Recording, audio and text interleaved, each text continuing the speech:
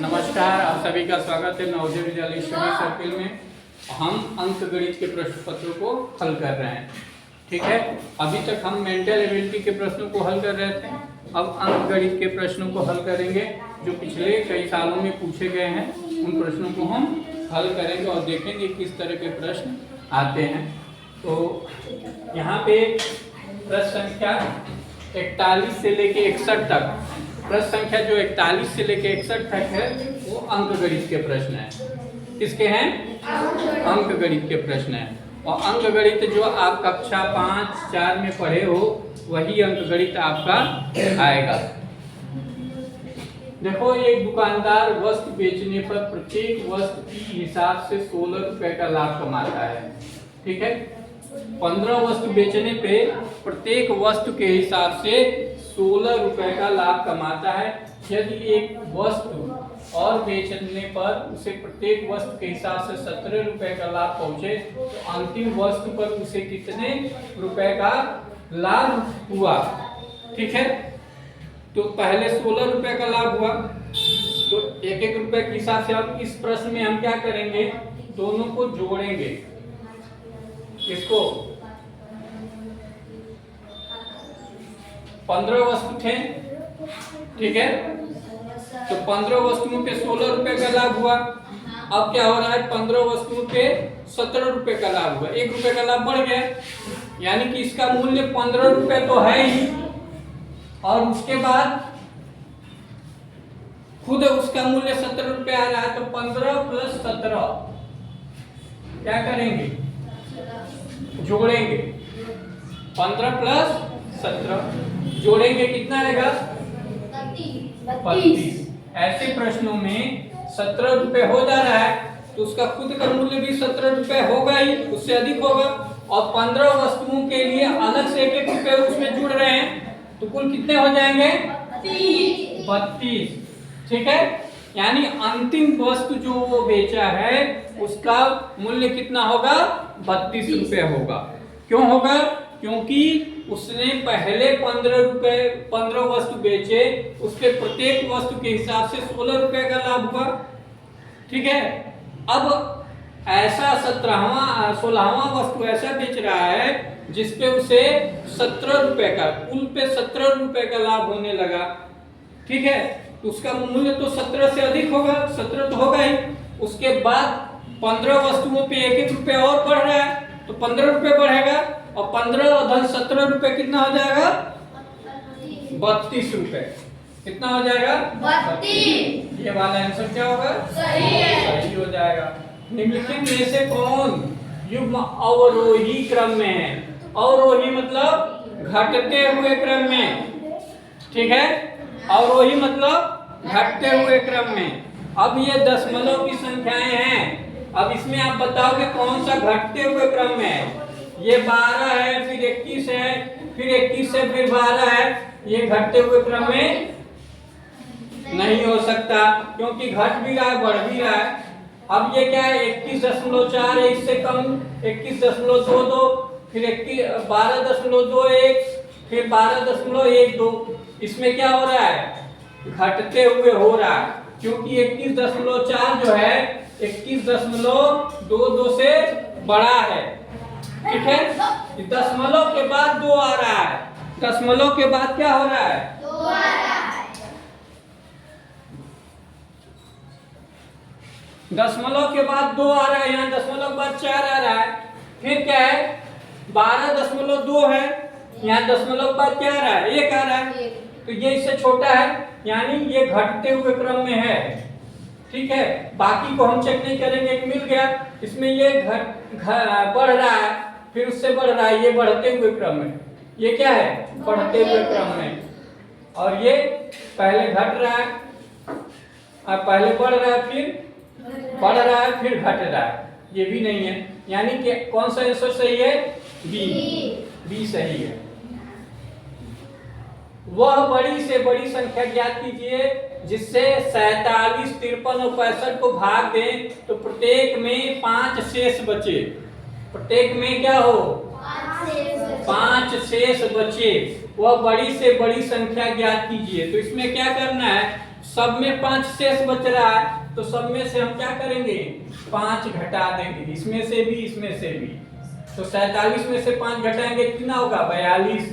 53 में से 5 घटाएंगे कितना होगा, 48। और 65 में से 5 घटाएंगे 60। अब ये इन दी गई संख्याओं में से किस में से कट जाएगा, ठीक है। अब देखो 12 से 42 नहीं कटेगा, तो 12 भी नहीं होगा। 9 से 42 नहीं कटेगा, तो 9 भी नहीं होगा। 6 7 42, 6 8 48 और 6 दामे 60। 6 से ये तीनों संख्याएं कट जा रही हैं, इसलिए 6 होगा। एक और चेक कर लें, 14 से, तो 14 3 42, लेकिन 14 48 नहीं कटेगा और 14 से 60 नहीं कटेगा, तो ये भी गलत है। यानी कि आंसर क्या होगा, वो बड़ी से बड़ी संख्या होगी जो इसमें भाग देने पे शेषफल क्या बचेगा, 5 बचेगा। तो 5 पहले ही घटा दिए, अब वो संख्या आ गई जो 6 से भाग देने पर पूरी पूरी कट जाएगी, तो वो बड़ी से बड़ी संख्या 6 होगी जो इनमें भाग देने पर क्या बचेगा, शेषफल 5 बचेगा, ठीक है। और इन सभी को काट देगा, ठीक है। अब प्रश्न संख्या 44, 2.25 का सरलतम भिन्न रूप क्या होगा। दशमलव है, तो दशमलव में जितने स्थान उतने नीचे क्या करेंगे, 0 लगाएंगे। 2.25 बटा 1 कर सकते हैं। अब यहां से क्या करेंगे, दशमलव उड़ा देंगे, उड़ा दिए, और यहाँ क्या करेंगे, 2 0 बढ़ा देंगे, तो ये क्या होगा, 225 बटा 100 हो जाएगा। 225 बटा 100।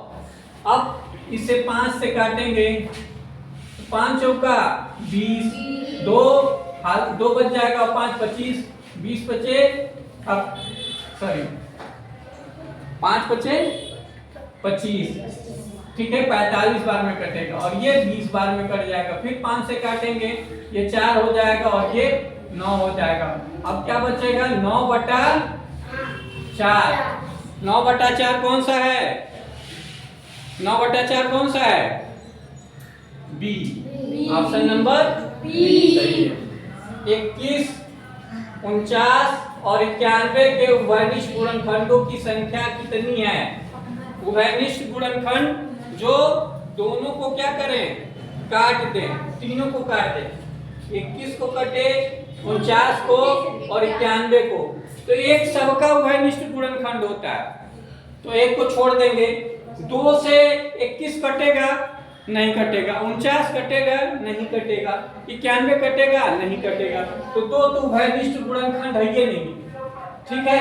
3 4 भी नहीं है, जब 2 नहीं है तो 4 तो होगा ही नहीं, 4 भी नहीं है। 3 से 21 कट जाएगा, लेकिन 49 नहीं कटेगा, 91 नहीं कटेगा, तो 3 भी नहीं है। तो एक सबका उभयनिष्ठ गुणनखंड होता है, तो एक ही उत्तर हो जाएगा, यानी एक।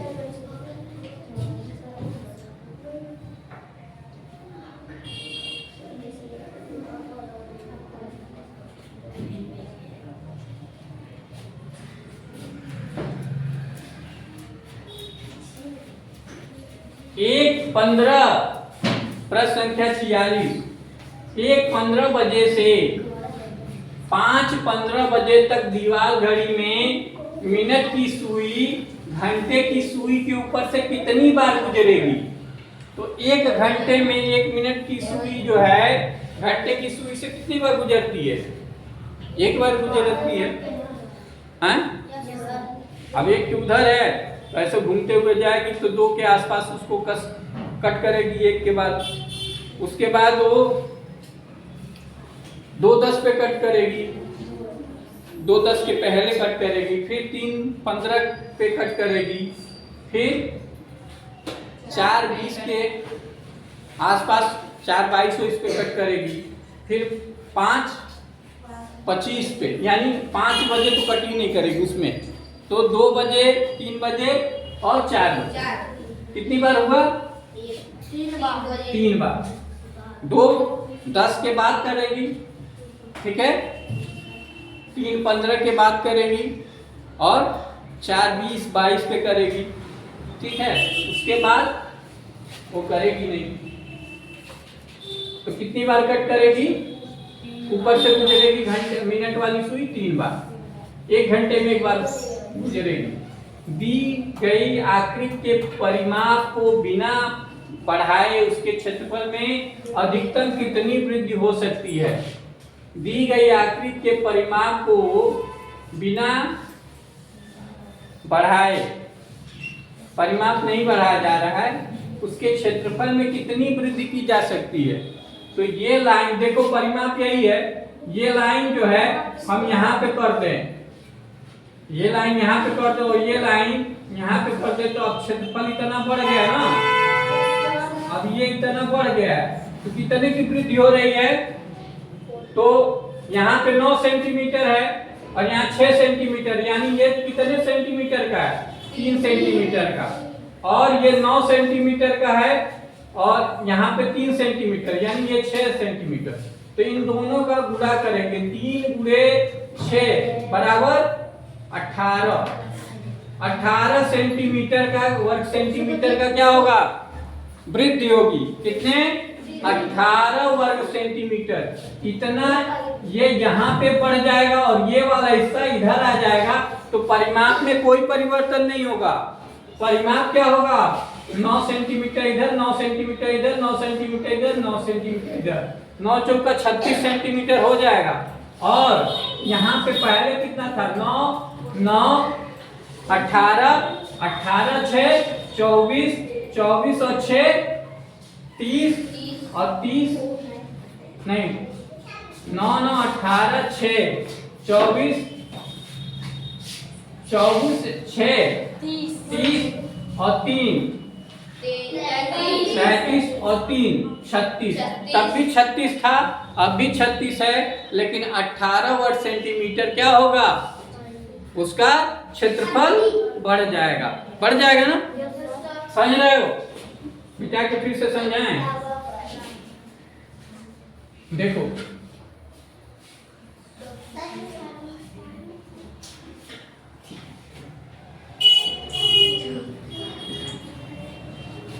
परिमाप क्या होता है? बाहरी माप होता है, बताए थे।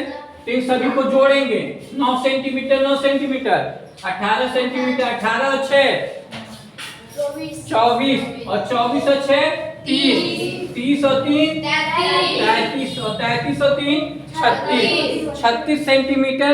इसमें परिवर्तन नहीं करना है, लेकिन इसको कितना बढ़ाया जाए? तो ये दूरी जो है यहाँ पे हम बढ़ा देंगे, ठीक है। और ये वाली दूरी लंबाई जो है इसमें आ जाएगा। अब ये पूरा इस तरह का क्या हो गया? वर्ग हो गया। क्या हो गया? वर्ग बन गया।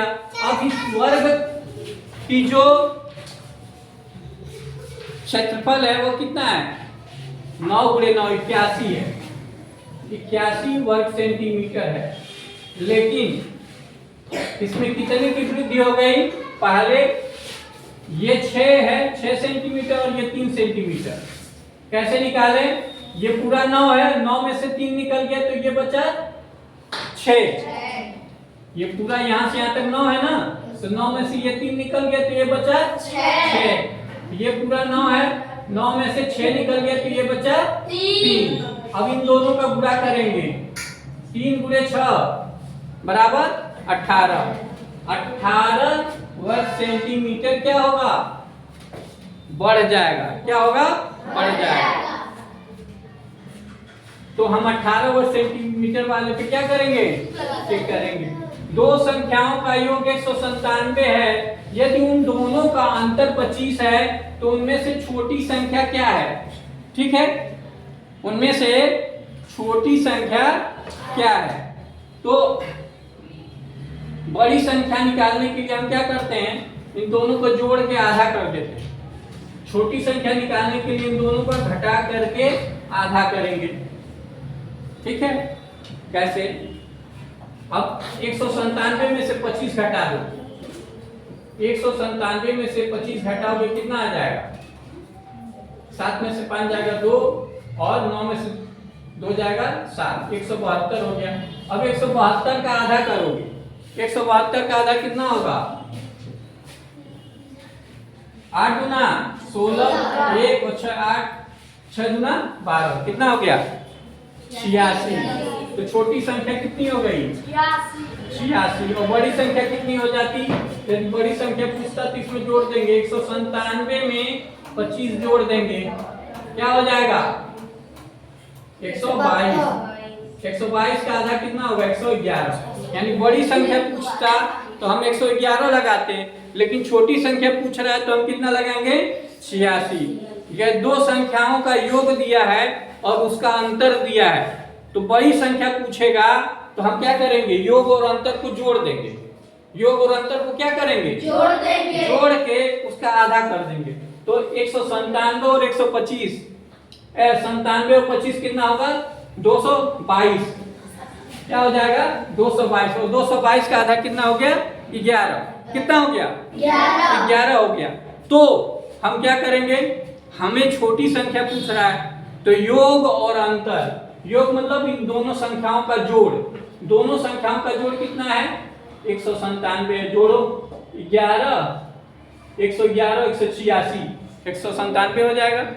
111 और 86 जोड़ोगे 197 हो जाएगा, ठीक है। लेकिन अब जो है इनका अंतर जो है जब घटाएंगे तो 25 आएगा। इनका अंतर जब घटाओगे 111 में से 86 घटाओगे तो कितना आएगा? 25। घटा के देखो, आ रहा है 25, ठीक है। 11 में से हो जाएगा 5 और 10 में से हट जाएगा 2, 25 हो जाएगा। यानी कि जब दो संख्याओं का योग और अंतर दिया है, बड़ी संख्या पूछेगा हम दोनों को जोड़ के आधा करेंगे, बड़ी संख्या पूछेगा तो दोनों को जोड़ के क्या करेंगे? आधा करेंगे। छोटी संख्या पूछेगा तो बड़ी में से योग में से अंतर को घटा देंगे, तो योग है 197, अंतर है कितना? 25। दोनों में से घटाएंगे कितना आएगा? 172। 172 का आधा कर देंगे, कितना हो जाएगा? 86। 172 का आधा करोगे कितना होगा? 86। 172 का आधा 86।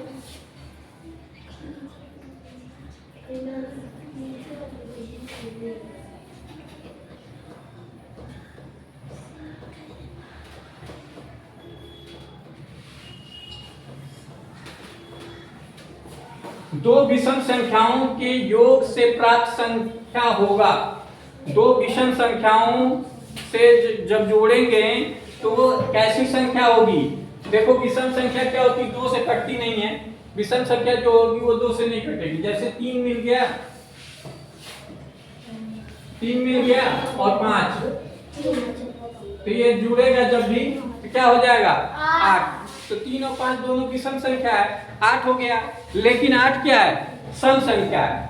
एक सम संख्या है ना, 2 से कटेगा 8। विषम संख्याएं जुड़ेगी तो सम संख्या बनेगी, और सम संख्याएं जुड़ेंगी तो सम संख्या ही बनेगा, और विषम जुड़ेगा तो सम संख्या बनेगा, ठीक है। विषम जुड़ेगा तो क्या बनेगा? सम संख्या बनेगा। अभाज्य तो बनेगा ही नहीं, क्योंकि सम संख्या अभाज्य नहीं होता है। एक विषम संख्या नहीं बनेगा, ये भी नहीं है।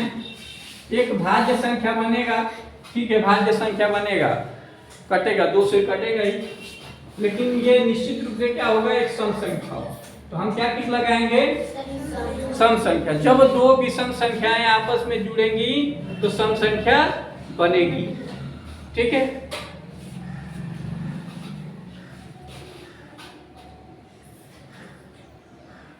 सात आदमी किसी काम को 12 दिन में करते हैं। 7 आदमी किसी काम को 12 दिन में करेंगे। एक आदमी कितने करेगा? 12 सते 84, 84 दिन में करेगा। तो उसी काम को 4 दिन में करने के लिए कितने आदमी की आवश्यकता है? तो 84 में हम क्या करेंगे? 4 से भाग देंगे, 21 आ जाएगा, ठीक है। तो क्या होगा? 21 दिन। समझे कैसे? यहाँ लिखोगे आदमी, ये बताएंगे। यहाँ लिखोगे दिन। काम तो एक ही है, 7 आदमी 12 दिन, ठीक है। 7 आदमी हैं तो 12 दिन लगेगा। अब जो है 4 दिन में काम हो रहा है, आदमी को मान लेंगे x। क्या मानेंगे? x। अब बताओ 12 दिन में 7 आदमी करते हैं, 4 दिन में कम करेंगे या ज्यादा? कम, दिन कम हो गया तो आदमी कितने लगेंगे? ज्यादा लगेंगे। अब जो है ये ज्यादा की तरफ तीर होगा और ये सॉरी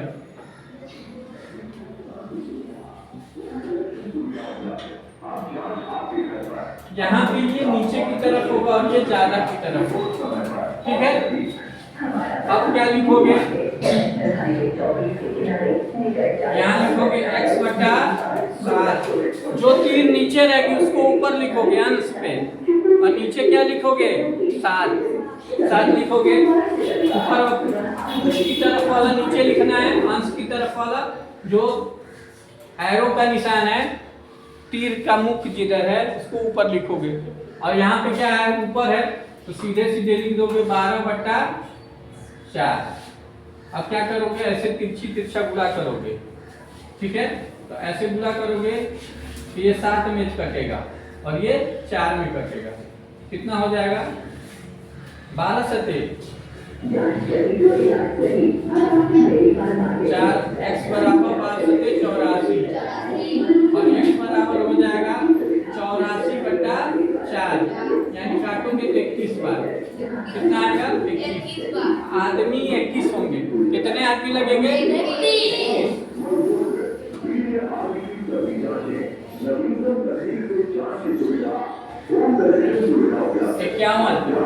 7, 3 तथा 2 से विभाजित 3 अंकों की सबसे छोटी संख्या की इकाई का अंक होगा।